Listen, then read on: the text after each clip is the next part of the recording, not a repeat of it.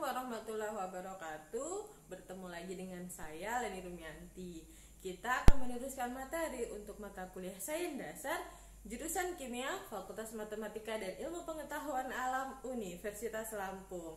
Seperti sebelumnya, pada saat saya menjelaskan materi tentang perkuliahan kali ini, Anda diminta untuk merespon beberapa pertanyaan yang saya ajukan. Silahkan komentar di chat live-nya. Paham ya? Sebelum kita mulai perkuliahan kali ini, marilah kita baca basmalah terlebih dahulu. Bismillahirrahmanirrahim.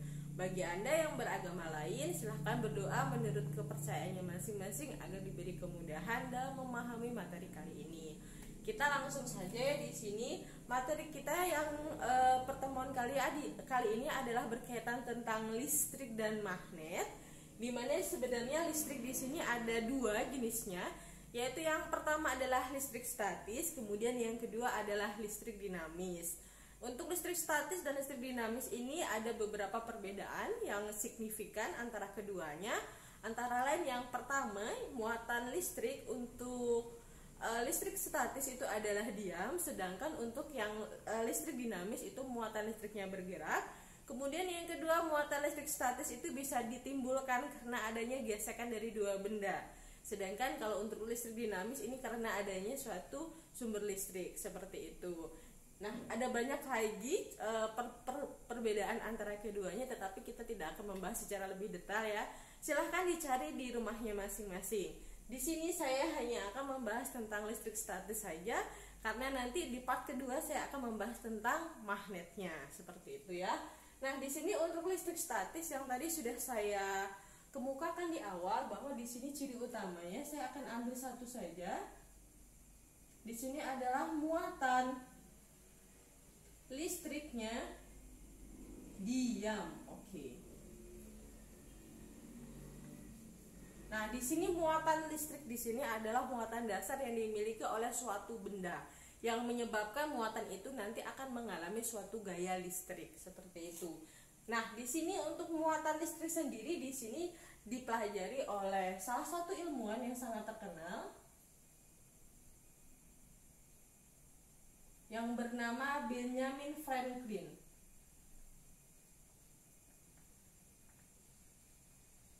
Ini pada tahun 1752.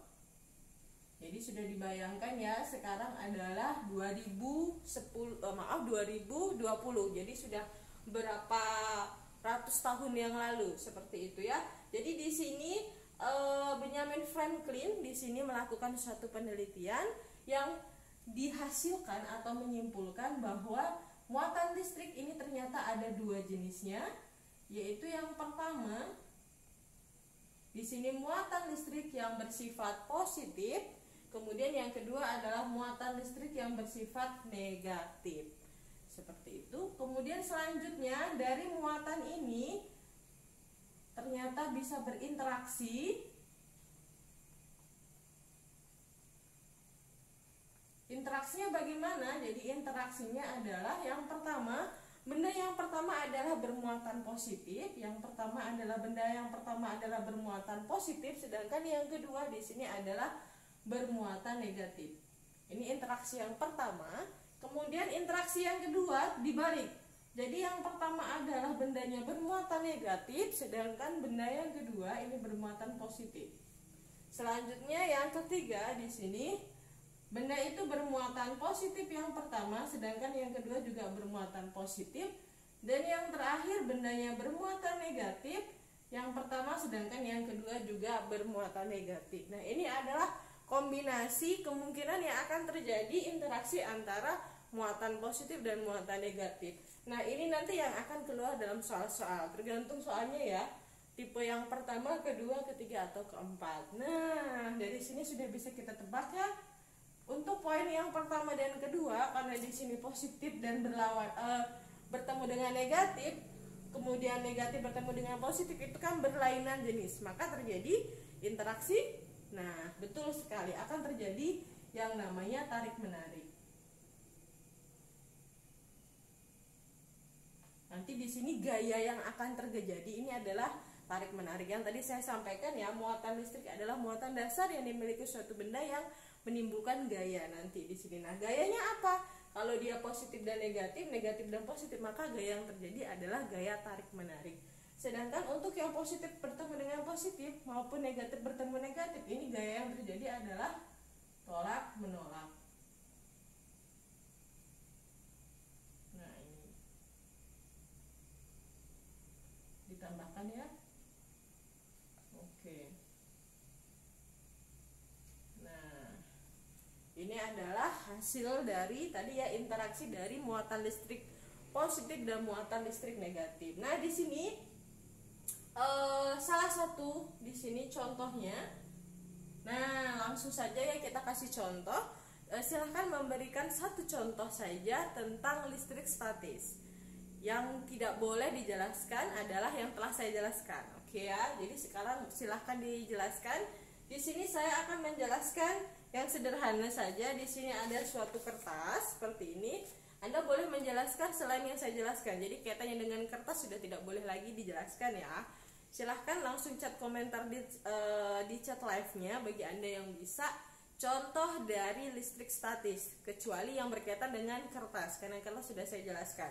Jadi di sini kertas. Oke, sebelum ke sini ya, sebelum saya menjelaskan contohnya yang berkaitan dengan kertas, saya jelaskan di sini. Jadi ternyata di sini muatan listrik, di sini sifatnya, di sini muatan listrik itu adalah kekal.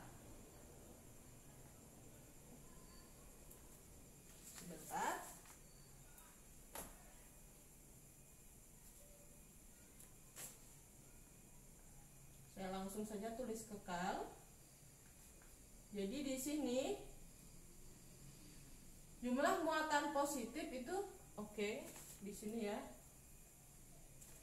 Jadi jumlah muatan positif itu sama dengan seperti ini ya, jumlah dari muatan negatif. Oke. Nah, jadi di sini muatan listrik ini ternyata sifatnya adalah kekal. Jadi di sini jumlahnya berimbang antara muatan positif dan muatan negatif. Seperti itu ya. Jadi di sini tadi kembali lagi ke contoh yang sudah saya sampaikan. Nah, di sini adalah kertas. Kemudian di sini, jadi kertas ini tadi ya, pada saat saya melakukan robekan seperti ini. Nah, seperti ini saya melakukan robekan, maka di sini akan ada elektron yang terlepas. Kemudian saya akan oh ya, maaf ya, di sini ada muatan elektron, itu adalah salah satu muatan negatif. Jadi di sini pada saat saya menyobek lagi, elektronnya akan terhempas lagi. Kemudian saya sobek lagi, elektronnya juga akan semakin lama akan semakin berkurang karena adanya sobekan yang saya lakukan. Seperti itu. Ini sampai kalau mau melakukan penelitian itu biasanya sampai sangat kecil sekali. Nah, seperti itu. Kita ambil beberapa di sini yang kecil sekali. Nah, oke. Nah, di sini ya sudah ada beberapa yang kecil, bisa lagi lebih kecil lagi. Nah, di sini selanjutnya yang bisa Anda lakukan adalah ini ya, di sini bisa dilakukan. Nah, selanjutnya di sini tadi kertas yang sudah saya sobek sampai sekecil-kecil seperti ini, semakin saya lakukan robekan, maka di situ elektronnya akan semakin berkurang karena saya sobek tadi. Seperti itu. Nah, di sini karena dia elektronnya berkurang, maka di sini statusnya, di sini status dari si kertas ini adalah kekurangan dari elektron. Selanjutnya, kebetulan di sini saya tidak membawa, tidak ada ya penggaris. Anda bisa mencari penggaris. Penggarisnya itu adalah penggaris plastik. Kemudian di situ penggarisnya, karena dia plastik, maka dia di situ adalah sifatnya isolator.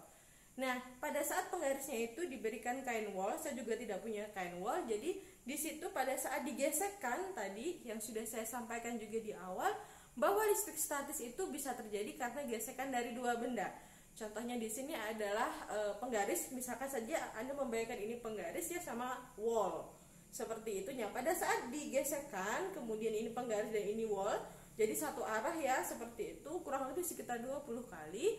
Pada sebelumnya, pada saat Anda lakukan percobaan sederhana, maka di sini tidak akan ada bergerak.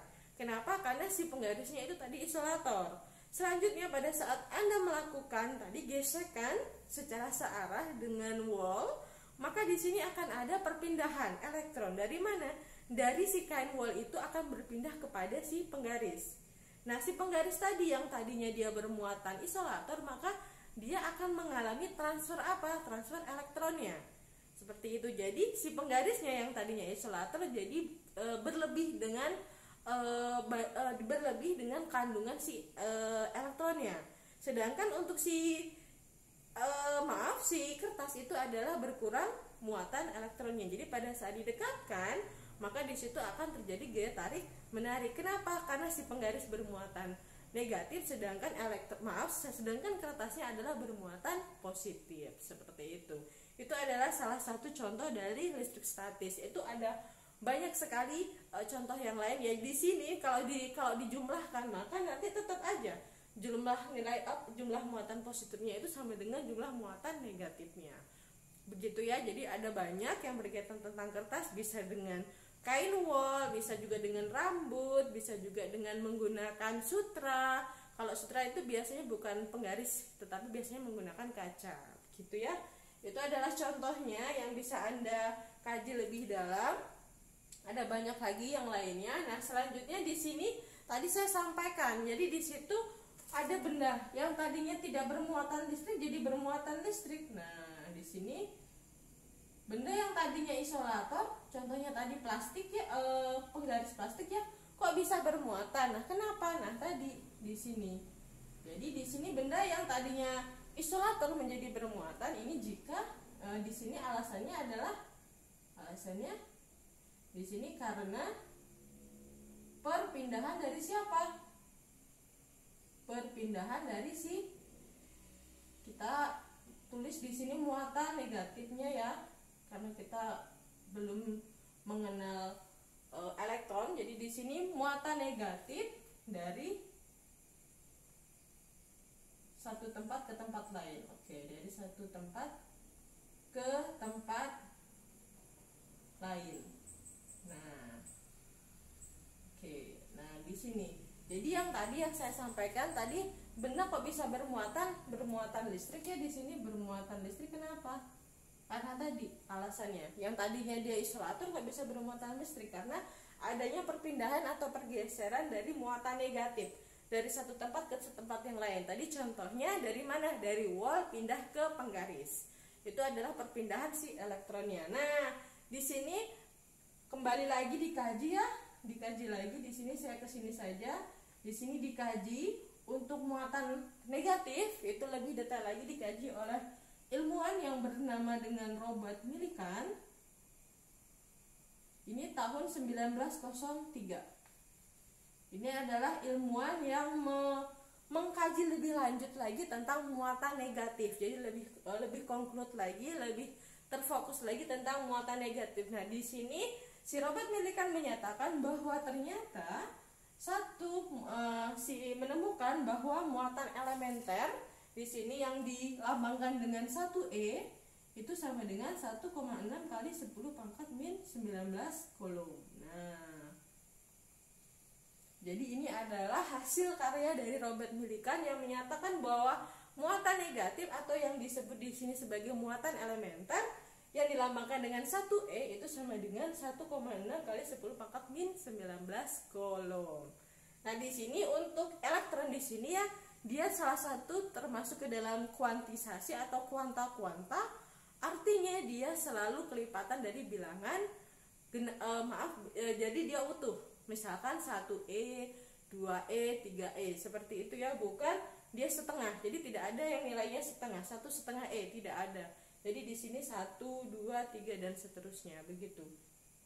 Ini untuk menurut si Robert Millikan. Kenapa? Karena elektronnya tadi terkuantisasi atau terkuanta-kuanta. Jadi sudah masuk ke dalam fisika modern bahasannya. Karena kajiannya yang sangat luar biasa, jadi ini masuk ke dalam fisika modern juga. Iya, masuk juga ke dalam teori atom yang nanti Anda akan dapatkan. Biasanya nanti di sini si Robert Millikan itu akhirnya mendapatkan Nobel.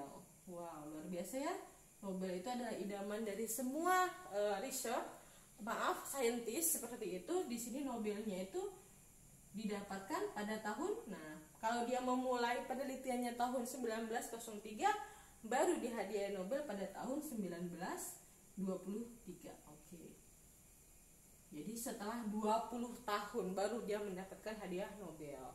Nah, ini kaitannya dengan muatan listrik. Jadi Anda harus paham bahwa muatan listrik di sini ada dua jenisnya, positif dan negatif, di mana pada saat keduanya berinteraksi di sini ada dua kemungkinan yang terjadi. Yang pertama adalah gaya tolak menolak dan yang kedua adalah gaya tarik menarik.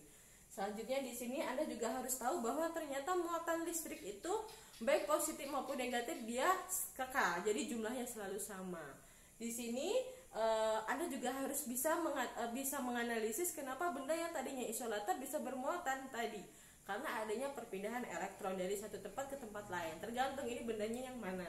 Selanjutnya di sini Anda juga harus tahu bahwa ternyata muatan negatif atau yang biasa disebut dengan elektron ini muatan negatif ya, salah satunya adalah elektron. Di sini dia bernilai 1,6 kali 10 pangkat min 19 kolom. Seperti itu ya. Ini adalah bahasan yang pertama. Semoga bisa difahami.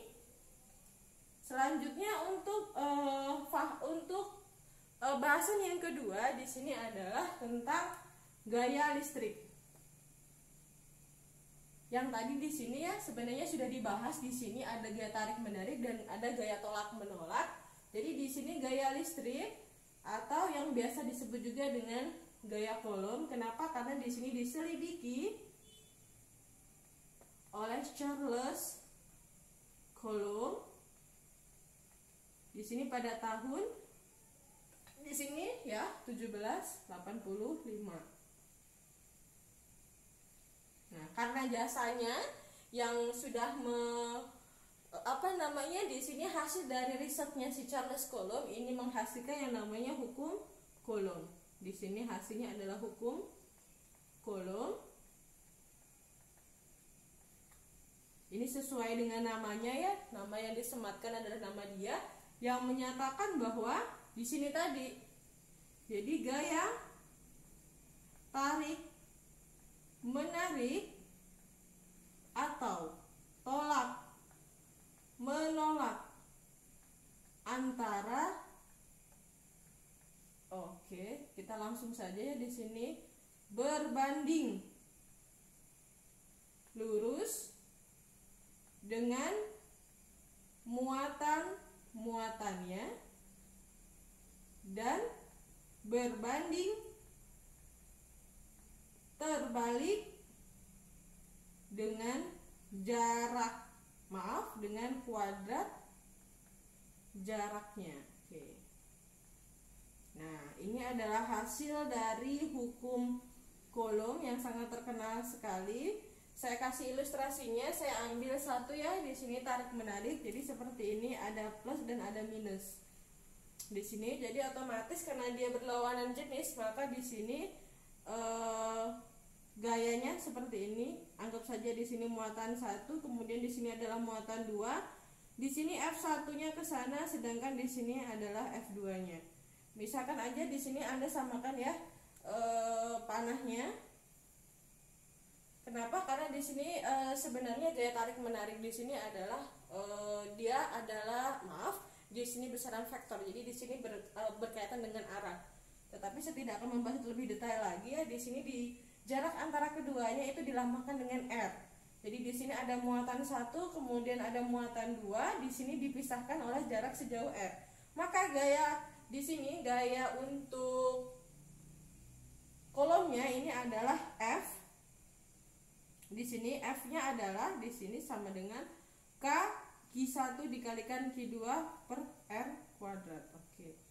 Ini adalah hasil dari hukum Coulomb yang disampaikan oleh si Charles Coulomb. Nah, ini perlu diperhatikan bahwa di sini F sama dengan Q1 dikali Q2 per R kuadrat. Ini adalah rumus umum, atau biasanya di sini jika diketahui bahwa ruang yang digunakan adalah ruang vakum. Nah, jika ternyata yang digunakan adalah ruang bahan, di sini jika bahan, di sini maka ada perubahan. Kenapa? Karena F-nya itu sama dengan F bahan itu sama dengan K-nya di sini sudah dirubah menjadi 1/4 pi epsilon. Q1, Q2, ini Q2 ya, bukan Q3, Q2 per R kuadrat, seperti itu. Nah, oke. Jadi di sini kalau tidak diketahui apakah dia bahan ataukah dia vakum, maka langsung gunakan vakum saja. Karena ini adalah rumus umum. Untuk gaya tarik menarik atau gaya kolom itu adalah K Q1 Q2 per R kuadrat. K di sini sudah disetting ya. K di sini adalah kita ke sini. K di sini adalah konstanta kolom. Di sini besarnya adalah 9 kali 10 pangkat 9. Nah, satuannya adalah, kita lihat ya, satuannya di sini K itu adalah Newton, di sini F ya, dikalikan ke sini meter kuadrat, kemudian dibagi, jadi per C kuadrat. Oke. Di sini ini adalah konstanta kolom jika ruangnya adalah ruang vakum. Jadi langsung kita pakai yang ini saja hasilnya. Bisa juga dia dicari dengan rumus K itu sama dengan 1/4 pi mu 0. Maaf, epsilon 0 rumusnya. Seperti itu. Hasilnya nanti dapatnya ini. Nah, kita rubah di sini, kita gabungkan ini dengan yang ini, kita mau cari ya. Kita misalkan di sini adalah vakumnya. Jadi F bahan dibagi F vakum itu sama dengan, kita tulis di sini rumusnya 1/4 pi epsilon Q1 Q2 per R kuadrat dibagi 1/4 pi mu 0. Oke, sebentar, Q1 dikali Q2 per R kuadrat. Kita lihat ya di sini, kita rubah lagi di sini bahwa epsilon itu sama dengan epsilon R dikali epsilon. Jadi epsilon dari relatif dikalikan dengan epsilon hampa. Jadi di sini kita rubah saja ya. Yang ini kita rubah ke sini. Jadi kita ganti di sini epsilon R dikali epsilon 0 ya. Yang ini ya, ini diganti. Jadi epsilon ini diganti dengan ini. Nah, oke. Jadi di sini bisa dicoret karena dia sama. Ini juga bisa dicoret, ini juga bisa dicoret. Jadi rumus lain dari F bahan itu sama dengan 1 per epsilon R dikali F vakum. Nah, oke. Seperti ini ya. Ini adalah rumus kedua dari gaya tarik menarik atau gaya kolom pada bahan. Di sini 1 per epsilon R itu di sini adalah konstanta dielektrik, permitivitas relatif dari bahan. Seperti itu. F-nya itu adalah F vakum. Vakumnya F vakum diperoleh dari K Q1 Q2 per R kuadrat. K di sini langsung kita gunakan yang tadi. Seperti itu. Ini adalah bahasan untuk yang pertama tentang gaya kolom atau gaya listrik. Nah, selanjutnya untuk bahasan yang kedua, karena memang papan tulisnya sangat mungil, jadi di sini adalah medan listrik.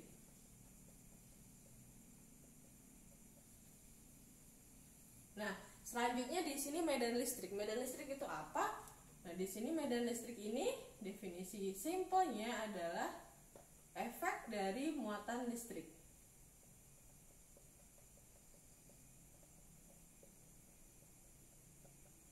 Nah, efek dari muatan listrik. Nah, tadi sudah disampaikan di awal bahwa muatan listrik itu ada dua. Yang pertama jenisnya adalah positif, sedangkan yang kedua adalah negatif. Nah, efeknya gimana? Efeknya adalah tadi di sekitar. Di sini efek dari muatan ini. Di sini ada dua muatan. Nah, efeknya adalah kalau dia positif, maka efeknya akan dia keluar. Jadi di sini ya garis-garisnya. Jadi dia ke sini. Oke. Ini adalah muatan yang positif. Jadi dia keluar. Sedangkan kalau dia negatif, di sini adalah masuk. Nah, seperti itu. Dia masuk. Jadi kalau ditambah gimana nih? Jadi seperti ini. Kalau kita tambah, jadi di sini ada positif, kemudian di sini ada negatif. Jadi di sini medannya bisa dilihat ya. Jadi seperti ini. Nah, Jadi arahnya ke sini. Kenapa? Karena tadi dari positif dia akan menuju ke negatif. Seperti ini. Oke. Kalau kita taruh ke sana, keluar, maka di sini akan masuk. Kalau dia ke sana lagi, maka dia ke sini lagi. Kalau dia lurus ke sana, dia akan lurus ke sini. Oke. Kemudian kalau dia ke sana, dia akan ke sini. Nah, seperti itu. Ini adalah medan listrik. Nah, di sini yang akan kita cari biasanya adalah kuat medan listriknya. Di sini kuat medan listrik. Oke, yang dilambangkan dengan E. Di sini definisi lain dari medan listrik di sini tadi ya efek dari muatan listrik, atau di sini adalah seberapa banyak gaya yang yang bisa dikenakan dalam suatu beribet sebentar. Jadi di sini untuk kuat medan listrik adalah seberapa banyak gaya itu dikenakan kepada suatu benda dibagi dengan muatan ujinya. Jadi di sini F-nya itu adalah E itu sama dengan F per Q. Jadi per muatan ujinya. Seperti itu. Jadi kita misalkan saja di sini sama dengan, kita ambil ya di sini E itu sama dengan, di sini F-nya kita ambil vakumnya saja, jadi sama saja. Q-nya kita ambil Q uji sama Q sumber, seperti itu ya. Jadi ada Q1 dan Q2. Q1-nya di sini adalah muatan uji, sedangkan Q besarnya adalah muatan sumber. Jadi di sini dibagi dengan muatan sumbernya. Maaf sebentar. Di sini ada R kuadrat dulu, baru dibagi dengan Q. Itu adalah definisi dari si kuat medan listrik tadi. Nah, di sini ada yang sama ya, jadi kita coret saja di sini. Jadi hasilnya adalah E itu sama dengan Q besar per R kuadrat. Nah, ini adalah kuat medan listrik. Jadi seberapa banyak gaya yang dikenai dari suatu benda dibagi dengan muatan ujinya. Seperti itu. Nah, ini rumusnya. Kemudian yang terakhir di sini adalah kaitannya dengan potensial listrik. Ini yang penting-penting saja. Sebenarnya ada banyak sekali besaran fisik, tetapi saya bagi menjadi 3 saja. Di sini untuk potensial listrik ini berkaitan tentang energi potensial. Jadi di sini adalah perubahan energi potensial dibagi muatan dari jarak tak berhingga ke, kita ambil jarak tak berhingga boleh, jarak yang ditentukan, jarak yang dituju, seperti itu aja. Anda bisa menggunakan definisi yang lebih bagus atau yang simpel saja seperti saya. Di sini kaitannya potensial listrik itu berkaitan dengan energi listrik. Energi potensial di sini kan kaitannya, tetapi bukan E sama dengan MGH, karena di sini bukan tentang ketinggian, tetapi di sini kaitannya tentang muatan. Jadi di sini rumusnya F itu adalah, di sini potensial listrik itu dilambangkan dengan V besar. Seperti itu. Energi potensial di sini kaitannya dengan muatan. Jadi di sini K dikalikan Q besar per R. Di sini R-nya adalah sebentar ya, sebelum ke sini kita tulis delta EP, karena di sini ada perubahan energi dibagi dengan muatan. Jadi dibagi dengan muatan. Muatan ujinya. Seperti itu. Selanjutnya di sini kita turunkan. Di sini kita tulis ke sana ya, biar di sini biar muat. Jadi delta itu kita ambil EP2 dikurangi EP1 dibagi dengan Q. EP sendiri adalah Q besar per R2 dikurangi, bukan R kuadrat ya, R2. Jadi dia satu saja untuk energi potensial. Kemudian Q besar per R1, karena di sini 1, di sini 2 dibagikan dengan Q. Kemudian kita ambil, karena di sini sama jadi bisa dicoret, dibagi sama dengan 1, jadi K Ki, karena dia sama 1 per R kuadrat per 1 per R1. Maaf ya, saya masih sering terbalik dengan kuadrat, padahal di sini R2. Jadi khusus untuk energi potensial dia bukan R kuadrat tapi R saja. Nah, di sini R2 dibagi, 1 per R2 dikurangi 1 per R1. Di sini R1-nya adalah tak berhingga. Jadi kalau tak berhingga di sini adalah, di sini V-nya itu sama dengan K dikalikan Q 1 per R2 min 1 per tak hingga, itu sama dengan 0. Jadi hasilnya adalah V itu sama dengan K Q per R saja kita ambil. Nah, ini adalah rumus dari beda potensialnya. Jadi kita ambil saja. Kalau Anda mau menuliskan R2 boleh, R saja juga boleh. Seperti itu ya. Jadi ini adalah akhir dari materi yang bagian pertama. Di sini Anda harus bisa memahami tentang muatan listrik, kemudian bisa memahami tentang gaya listrik atau gaya kolom, kemudian kuat medan listrik. Selanjutnya yang terakhir adalah potensial listrik.